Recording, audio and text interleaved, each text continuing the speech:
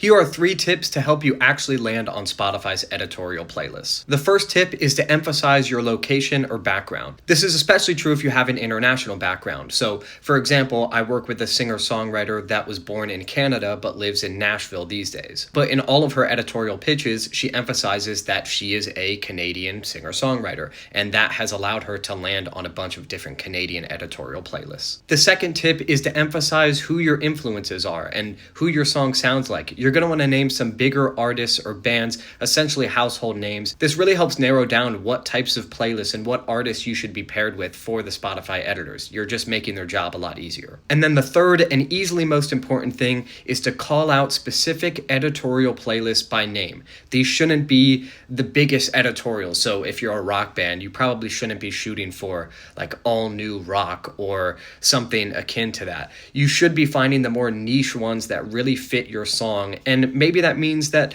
this playlist only has 100,000 followers instead of multiple millions, but you're going to have a much higher chance of landing on those, especially if you call them out by name. So at the end of your pitch, you should call out 2 to 3 editorial playlists that you think your song would be a perfect fit on. Again, this just makes the editorial job so much easier and drastically increases your likelihood of getting on actual playlists and the ones that you want to get on.